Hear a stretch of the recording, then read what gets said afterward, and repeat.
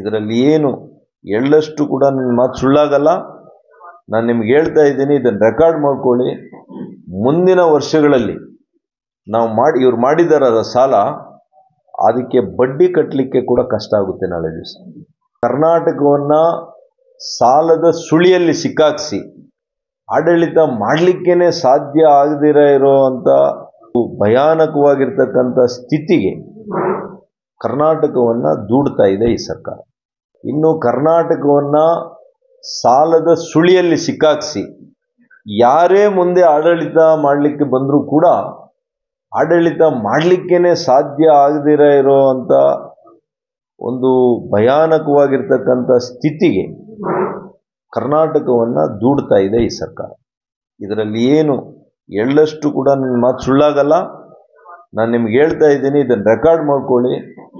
ಮುಂದಿನ ವರ್ಷಗಳಲ್ಲಿ ಇವ್ರು ಮಾಡಿದಾರ ಸಾಲ, ಅದಕ್ಕೆ ಬಡ್ಡಿ ಕಟ್ಟಲಿಕ್ಕೆ ಕೂಡ ಕಷ್ಟ ಆಗುತ್ತೆ ನಾಳೆ ದಿವಸ.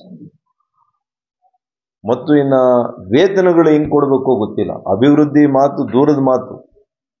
ಈಗ ನಮ್ಮ ಸರ್ಕಾರದಲ್ಲಿ ಕೆಲಸ ಮಾಡುವಂಥ ಅಧಿಕಾರಿ ವರ್ಗ ಇದೆಯಲ್ಲ, 5 ಲಕ್ಷಕ್ಕೂ ಹೆಚ್ಚು ಜನ ಎಂಪ್ಲಾಯೀಸ್ ಇದ್ದಾರೆ. ಅವ್ರಿಗೆ ವೇತನ ಹೆಂಗೆ ಕೊಡಬೇಕಾಗುತ್ತೆ ನಾಳೆ ದಿವಸ? ಇವ್ರು ಮಾಡ್ತಾ ಇರೋ ಲಕ್ಷಾಂತರ ಕೋಟಿಗಳ ಸಾಲ ಪ್ರತಿ ವರ್ಷ ಮಾಡ್ತಾ ಇದ್ದಾರಲ್ಲ, ಇದರ ಸಾಲವನ್ನು ಹೆಂಗೆ ತೀರಿಸಬೇಕು? ಇವೆಲ್ಲ ಕೂಡ ನೋಡಿದ್ರೆ ನನಗಂತೂ ಹೆದರಿಕೆ ಆಗ್ತದೆ. UPA ಸರ್ಕಾರ ಇದ್ದಾಗ, ಸನ್ಮಾನ್ಯ ಮನಮೋಹನ್ ಸಿಂಗ್ರವರು ಪ್ರಧಾನಮಂತ್ರಿಗಳಿದ್ದಾಗ ವಿಶ್ವದಲ್ಲಿ 14-15ನೇ ಸ್ಥಾನದಲ್ಲಿ ಇದ್ವಿ ನಾವು. ಆರ್ಥಿಕ ಶಕ್ತಿಯಾಗಿ 14-15ನೇ ಸ್ಥಾನದಲ್ಲಿ. ಇವತ್ತು ಯಾವ ಸ್ಥಾನದಲ್ಲಿದ್ದೀವಿ?